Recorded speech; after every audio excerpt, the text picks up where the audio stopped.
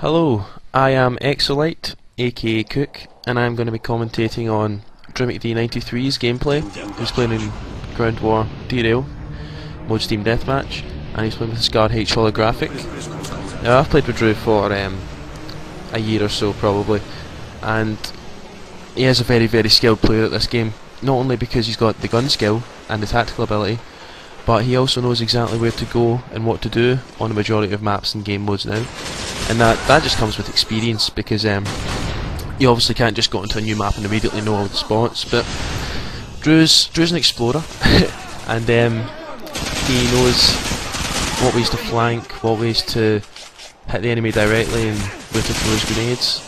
And as you can see, he's just kind of staying low in the trenches now, because he knows that the other team spawns over by that bridge, and he was kind of staying hidden until someone spotted him, in which he did quite fail at trying to get, but never mind, that's not going to put Drew down. He's going to come straight back out to the middle of the map. He had quite a bad respawn, and he's going to continue to get kills in this match. He finishes the match 42-7. He's not at the best of starts, because he's obviously been killed once, and then he's been killed again by that little camper sitting in the corner, which would actually force me to rage quit if it happened to me. I wouldn't be playing in this game, because it really annoys me, the people that have to ruin it for everyone by sitting in corners and sitting up the back of the map behind head height cover. But we're not going to get into that. We're going to see how Drew plays here. He's sneaking through the forest like a paedophile. But about his Xbox gameplay, he throws his Semtex up to the top of the building. He's seen him on the radar, and he gets a nice little barrel explosion / kill that's caused by the Semtex. And he knows they're spawning near here. He knows there are enemies about, so he's gonna sneak up behind them. And this is where you've got to love tactical insertions, because people who use tactical insertions and place them right next to them or behind them are idiots and deserve to be killed in that manner. And Drew's just taking full advantage of that tactical insertion mishap, and he's got a nice little triple kill for his Predator missile, and his Predator missile leads to his Harrier. He's using 579 kill streaks in this game, and those are primarily run and gun kill streaks, because it doesn't involve the chopper gunner or AC-130, which force you to actually control them for a predetermined amount of time until they get shot down or the time runs out. And with these kill streaks you can actually run about and get kills at the same time as your air support, which I'm actually a big fan of, using the 579 combination. Or in smaller game modes such as free for all, I will use the 345 with the 4 being the counter UAV, because in free for all 7 enemy players will have their radar blocked out, which makes it a lot easier to go about undetected. Now, Drew's actually built up a nice number of kills there, but he's been killed by someone who's had either a terrible spawn or a lucky spawn, if you know what I mean, and spawned at the end of the forest. And this is overpowered guns to the letter in Modern Warfare 2, because Drew's just come round the corner with a Scar, which is powerful enough as it is, and this person on Derail has been using an AA-12, which at close range, this gun will obliterate the universe if it had the universe at close range. Honestly, it's just it's a horrible gun. I don't like using it because it's quite inaccurate, and it's got no range on it.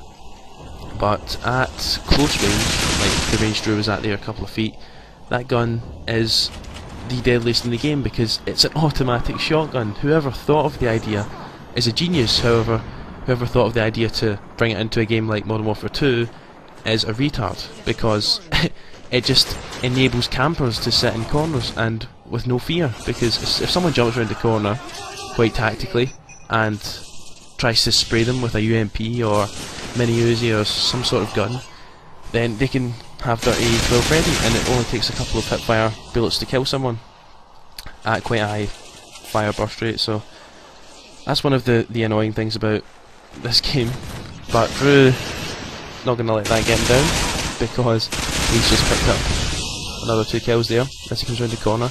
Now he knows they're spawning near here, which is near Search and Destroy A, in this big blue house. So he's playing it tactically. He's kind of running around the outskirts of the spawn, just picking them off one by one, calling him spread it missile, getting him a nice kill, puts him one more closer to his harriers.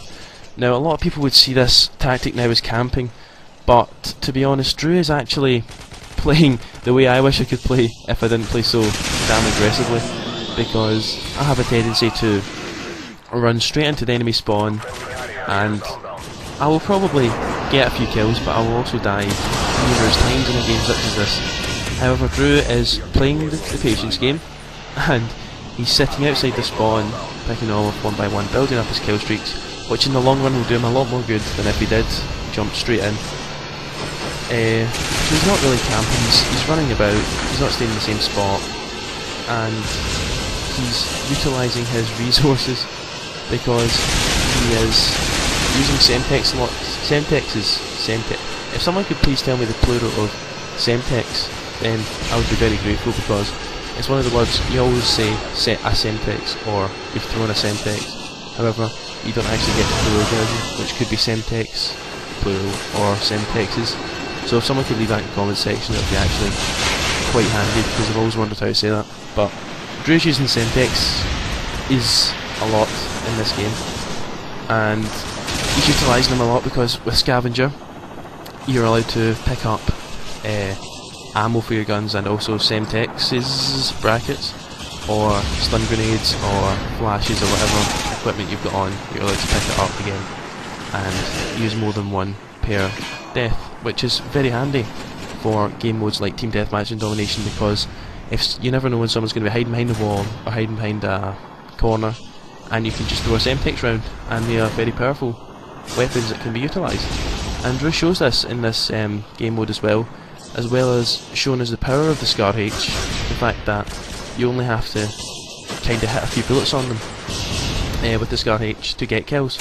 However, he is killed by a camper there, who's sitting in the top building. I'm going to use the word camper to describe him because he is sitting in the one spot, but Drew plays a tactical little move, comes round the left hand side, and triple Semtex for Drew. Triple Semtex. You can just feel the adrenaline going through his body, because he got that in Team Deathmatch. And he's killed 3 campers with 1 stone, to be honest, and that's fantastic. I really like that. It's kind of shown that they can get their comeuppance if you play tactically against them. Now, we're coming to the end of this video, and I've been eXoLite.